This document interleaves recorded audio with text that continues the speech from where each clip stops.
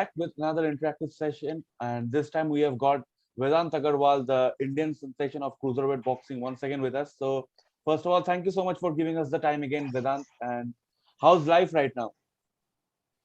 So life is going good, sir. It's like I'm just waiting for my next match on 24 December with Hiramia in Bangladesh. Until then, it's like my previous fight was pretty good, sir. So enjoying it right now. So, tell us, Vedant, you recently had your big win against Abhishek Antil, a really tall guy, a really strong boxer. And after the big win, a lot of us thought that you would be going into a long layoff. But how did you take the fight against Bangladesh? And this is going to be an international fight since you're moving out of the country and you're facing someone out of the country. So, how did this opportunity land up and how did you back the fight? Actually, sir, it's like when I won from this guy, Abhishek Until, he gave me a really good bout, but it's like that was my day and my win. So after that, it's like I got an opportunity to play in Bangladesh. So I was pretty much sure that I want to represent India in Bangladesh as well. So yeah. And your opponent is going to be actually a vicious name. Like Hiramaya, he has scored just two wins so far, but he has scored both of them by knockouts, and he's really on a surging side of his career. So when you first got to know about a fighter like that, when you saw his record that he has got two knockouts, two wins, both by knockouts, undefeated just like you, but you obviously have more experience than him. So what was it like statistically when you saw this guy's record and when you saw his numbers? How did you take it as a opponent? So he's a surging boxer, but it's like I'm here to stop him this time. So I know about myself. And how confident are you, especially after facing Abhishek Antil? Because that was really a slugfest. Both of you landed haymakers, and a lot of people thought that this fight can be one of, and it was actually one of the best fights of the Dwarka boxing night. So, after coming across such a tough fight, obviously which went into your favor, how confident are you? Like, obviously you're confident, but how did Abhishek Antil bout craft your confidence leading up to this fight? So due to COVID and all, it's like, of course, our performances went down, but I was practicing, and when I gave Abhishek Until a good fight, so my confidence have boosted because it's like I know that it's still there in me. Yes. So also like you're going out of your country right now and like leading up to your last fight, you still remember Abhishek Antil, he came up with all the height and reach advantage and he was really moving well around the ring. He was constantly moving, but you chased him down and every time you were hitting clean in his face. Like despite his long reach, despite all the movements, you could chase him down. So what led you to that point? Like how could you decode him and how could you like found flaws in his game? So when I got his first punch, I knew that he had power, but it's like the moment I get to know that he's unable to take my punches, so it's like I started throwing more and more punches to get onto him rather than he playing first attack. I started doing attacks first. And So that also was my strategy for that match. and quite notably, a lot of boxers says that like when you offer a punch, you also know how to take a punishment. And he hit you with a couple of good Yes, shots. You sir. took a couple of good shots, but you went ahead with after receiving those power. Like a lot of people expected that you would take a back step or you would like he was trying to intimidate you in the ring. But even after getting punched with some good shots, you moved forward and you landed your own shot. So what was going into your mind when you were getting hit with some good shots? So at that time, I don't think so that mind works after getting a good punches. But I knew this thing that, when mind stops, the heart knows why you are there in the ring. So it's like when you coordinate your heart with the punches that I think it's easy to win the match. Now, Vedant, I would like to ask you about a cruiserweight journey. Obviously, your next fight is also going to be held under the cruiserweight division. So, are you really feeling comfortable in this weight class, or do you envision yourself moving up or down in the future? No, sir, actually, I think this is a perfect weight class for me, and I'm not planning to move up or down with my weight class. Oh, so And I yeah, believe that a boxer should play in its normal category, normal weight category. It's like, shredding it up and everything. It's like you lose. You lose a lot of stuff while you are shredding or gaining. Also, like in this weight class, you have proven yourself to be a knockout artist. You have really hit the people and you have fed them to the canvas. But in your last fight, it was a decision win, so it kind of like your knockout streak came to an halt. So did you like really see it in that way, or do you feel that full length fights are also important? Because a lot of time a fighter scores a knockout in the first round, but in a full length contest they do not have the energy to sustain. But being a knockout artist, you also proved that you can stand and fare well in a full length contest. So do you feel that getting this experience of a full length fight was important, or do you feel that you should have knocked him out, Abhishek Antil? So knocking out is of course an easy way to get out of ring earlier, but it's like when a fighter is also tough around you, so you should know how to go for like 4 rounds, 6 rounds. It's like for right now, it's like it's just 4 rounds, but with time it's going to increase. Like my this international match is also 6 rounds. So I'm glad that I got to know that how 4 rounds is going to feel. And like your upcoming fight is against really a knockout artist. You're a knockout artist from India. Hiramaya is a knockout artist from Bangladesh. So can we envision knockout as an outcome, and how do you envision the outcome? Yes, sir. I surely think that Indian knockout artist is going to win this fight with the knockout. And like it's almost year ending, like you're still so much active in the sport, and 2022 is about to come. So what are your plans in 2022, not just with your boxing career but even outside the ring? What do you plan? Sir, in 2022, I'm planning few stuff like in boxing, and I also write myself a few poems, and also I'm thinking to get it published next year or by next to next year. So Vedant, like as you have told, like you handle your business, you handle your the love of writing or literature as we all call it, but at the same time you have been boxing around and you've been doing it pretty well. Like you're undefeated right now.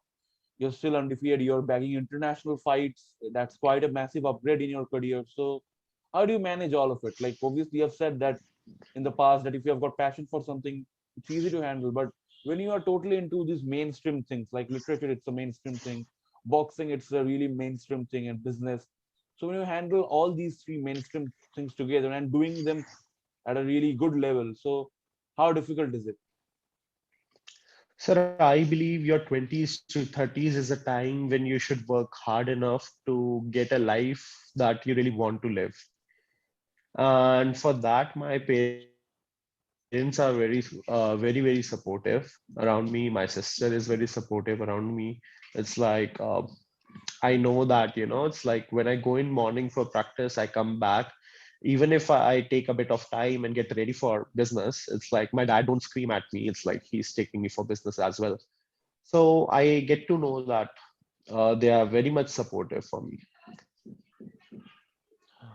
Also, like I just wanted to ask you that when you are into the sport like boxing, you have to travel all across the world or maybe all across the country. Like you were in Delhi a few months back, then you'll be moving to Bangladesh, then you might have to move around to some other place. Now, when you move around all these places, you really come across different kinds of climate and weather. And how do you deal with that? Like it's obviously you need to maintain your health and physique and all the hygiene. And how difficult is that? So about climate, it's like climate is a very secondary thing. When a fighter is going to play a match over at some place, so it's like he's not thinking about how the climate is. He's more probably thinking about how the fight is going to be for him. So it's like climate is a very, very secondary thing for him.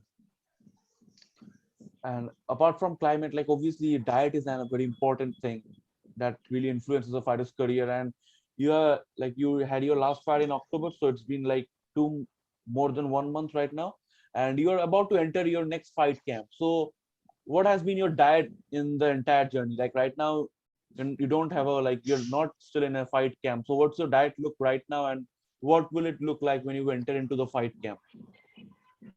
So it's a very, very clean diet for now. It's like, and when I get into this fight camp, it's like it's going to be more cleaner because it's like this is the first international match that I'm going to play. and I want to give it 100%. So like since this is an international fight, obviously you will have a lot of attention. A lot of Bangladesh people are going to see you. A lot of international people, people from all across the world are going to see you. So what will your plan be after you probably get the win in that fight? What's your next plan? Like, will you be looking for more international fights, which I believe you will, but like, what will be your immediate plan? Like, will you return to your country and accept fights, or will you move across the into the other countries and accept fights? So future is very unknown. It's like it depends that how I'm going to get promoted with things and how I'm getting opportunity to play with. So that's a lot of boxing talk. So apart from boxing, I just wanted to know how has life been since your last fight? So it was really a sweet win. It was a great win. A lot of people loved your performance. So many people, IBF, BFI, they all loved your performance. So how's life after that win? Sir, life is being like many people congratulated me and everything, and I know this thing that life is just a part. It's just a part of it.